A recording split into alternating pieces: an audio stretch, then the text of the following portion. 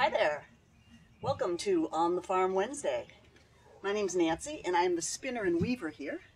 And today I'm working with, well, I call her Zeppelin. We have two Cashmere goats, and the Cashmeres are quite interesting. They were here with Williams Middleton back in the what would you say, 50s. Bob? 1850s. Yeah. And you remember Bob from last time? Hi, folks. So these were kind of exotic animals back then, and we have them today as well. Lead and Zeppelin is what I call them. Zeppelin is about 13 years old. They're old gals. So about March, we pluck them. Cashmere goats originally come from Kashmir. Yeah, actually, which is, you know, a country outside of India in the Himalayas. Near East, yeah. And what I'm going for, since I'm a spinner and a weaver, is fiber.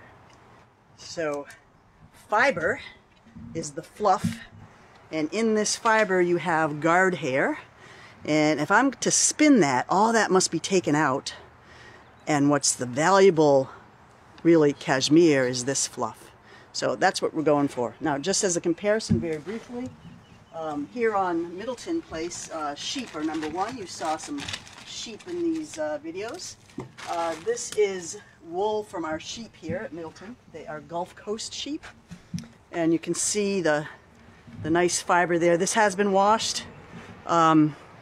So sheep wool is kind of elastic. It has lanolin in it, which is the oils, the natural oils, and that's really nice and easy to spin with. Just for comparison, I also have Sea Island cotton. Sea Island cotton is a historic breed. Is that breed? What would you say? Heirloom crop. Heirloom crop. Thanks, Bob, who is our agriculture. Always here to help. Yeah, well, you know your stuff. Bob is the premier cotton planter here. So that's, you see the difference? That's Sea Island cotton. Cotton, of course, is a fiber from plants. Very different than animal protein fiber. So this is beautiful stuff. Long staple. The staple means the length of the fibers. Now, compare that. You had the wool, you have the cotton, and one last thing. I have of my own, I have Angora rabbits.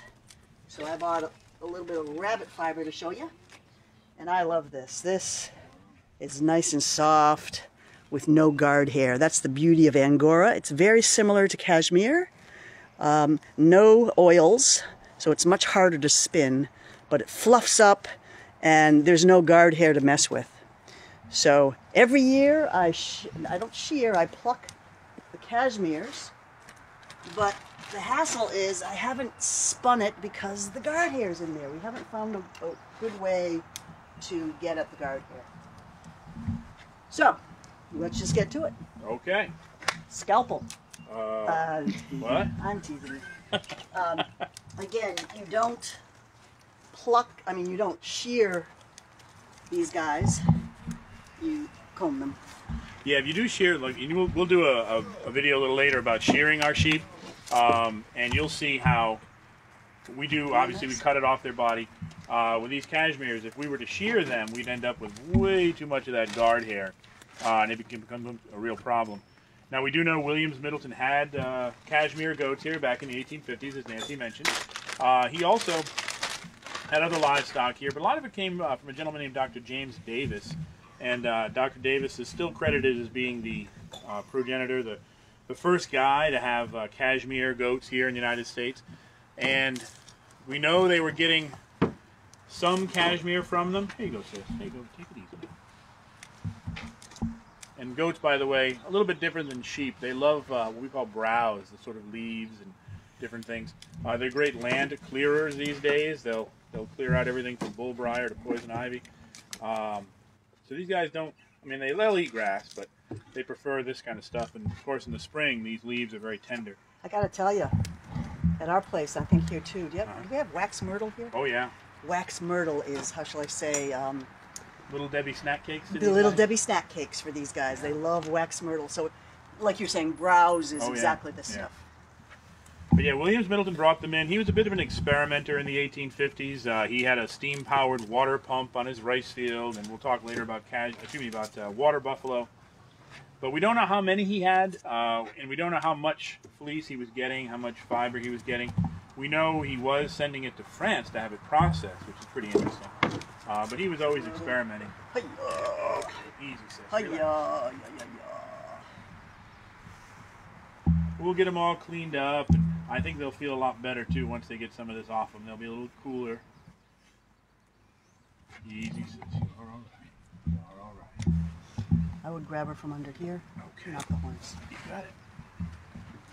So the deal, you know, horns are an easy handle, but horns are what goats. Goats are territorial, and that's what they do. I guess you would call me a goat mama from way back. I've had goats for about 20 years. My goats are dairy goats, so I don't have any of this beautiful, beautiful fluff. But that's nice. That is cashmere, and I will one day spin this once I figure out how to get out the guard hair.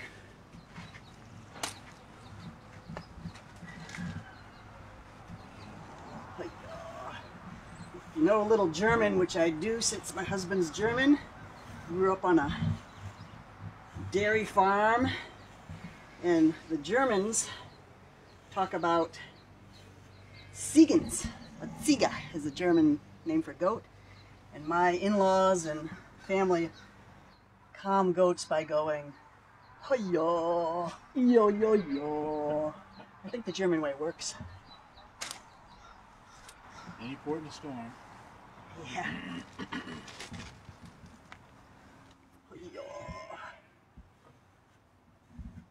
So this will take about, to get a good fluff out, about half hour to 45 minutes per goat.